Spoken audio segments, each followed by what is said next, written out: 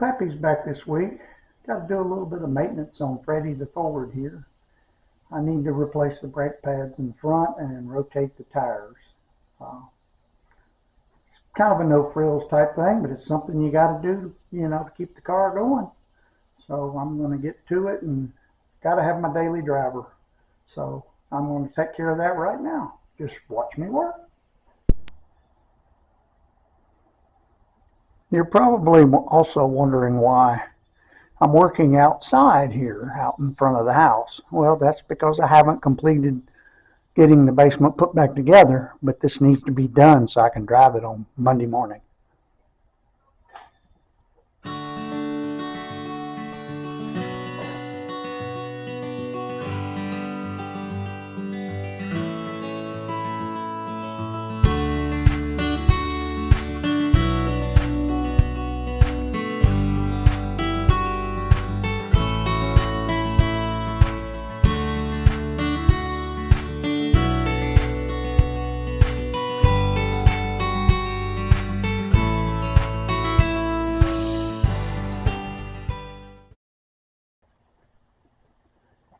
Okay, you got to ignore the bad cameraman. He tries his best, but it's me. So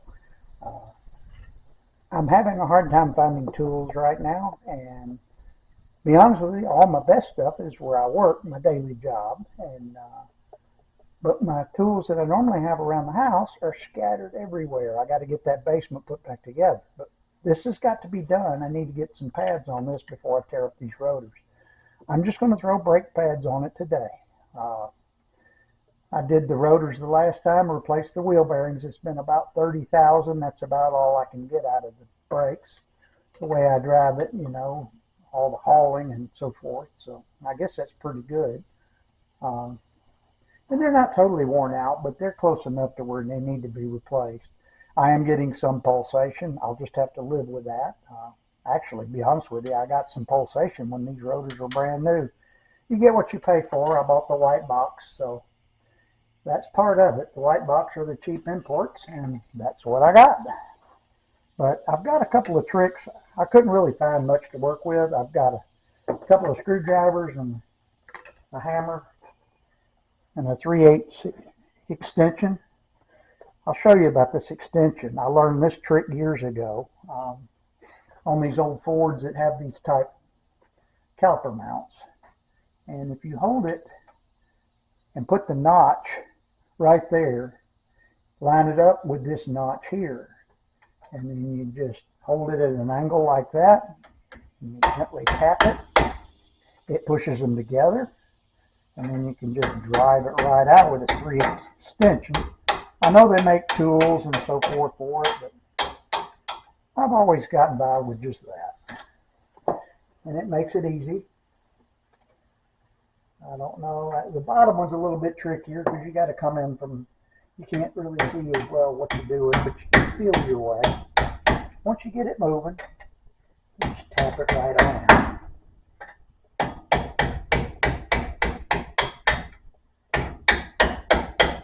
You don't want to damage them because you got to reuse them.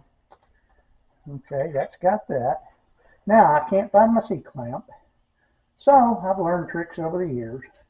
Push these pistons back if you can hook in right here, and you can just kind of drive the piston back by pushing out on it like this, and get the piston back.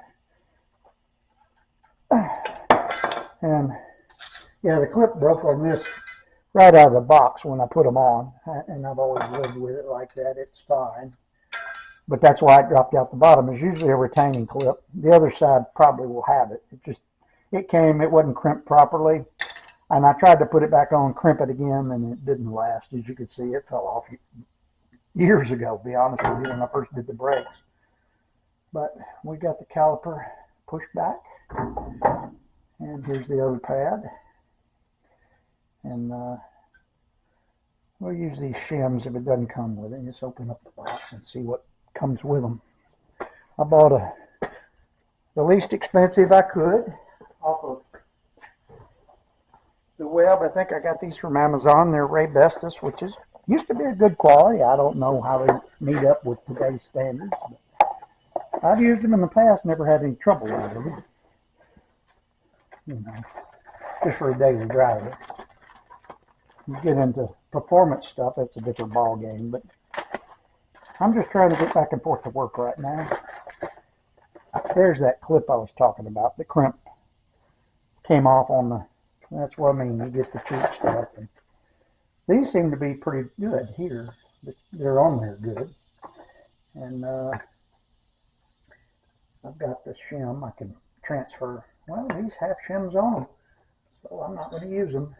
They've got them on already on them, so we'll just use that. Came with new pad clips at the bottom. It's anti-rattle, or it just keeps the pad from rattling when you don't have your foot on the brake. And usually I attach these to the bottom. You want them, you know, if it's rotating, if this one's going this way, you've got to, usually your anti-rattle clips are on the trailing edge of the brake pad. You know, whether it's a wear indicator or a rattle clip, because everything's going to move this way when you apply the brake. So you got to take up the slop, and it helps with that. I probably should apply some lube on this, but I don't have it right now. And instead of fretting over it, we're going to try it without. But that's the proper way is to lube these pins, put a little bit of brake grease on it. There again, I'm kind of lost for it. Just make sure these are the right pads. Yeah, they are. And lock this in here with that clip. It fits like it tight. Okay, it's in there. And then we'll lock this into the caliper. And I supported it laying it on the tie rod in, so you don't bust me for letting the caliper hang by the brake hose. You can damage it. You don't want to do that. But I laid it over there on the tie rod and it kept it from hanging down. And you just lock her back into place. I pushed the piston back there again with a screwdriver, just prying out on it. So some people use a C-clamp. I do sometimes if I have it available. We'll just go right here. And you put the notches have got to go down on the bottom. Let me see if I can get my head down in here and see what I'm doing. Get this all lined up.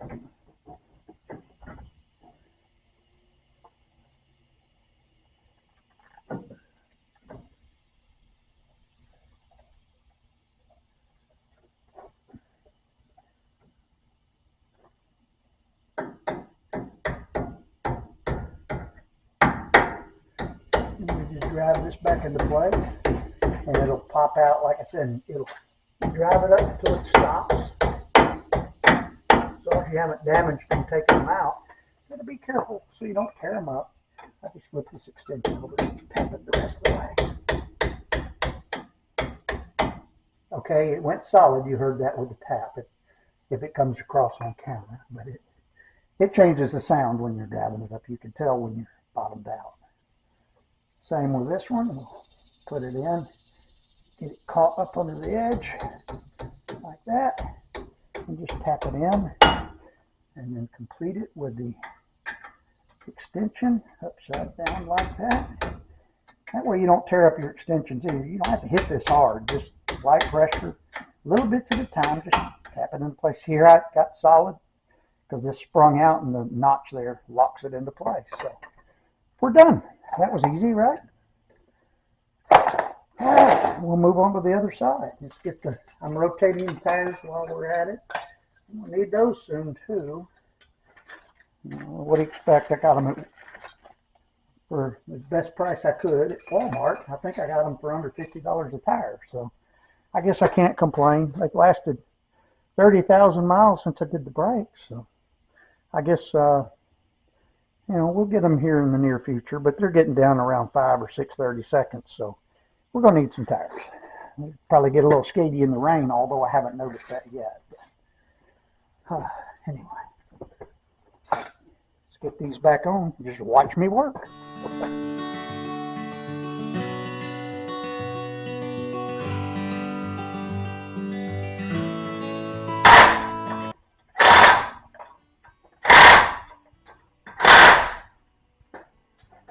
And don't forget to bed your brakes.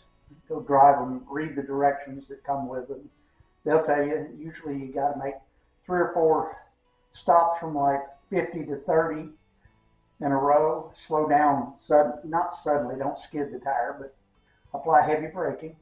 Slow from 50 to 30 miles an hour, and do that about 3 or 4 times, and then drive around a little bit without using the brakes any more than possible, and cool them off, and then you're done. They should be seated. That's what I usually do. That's my trick anyway.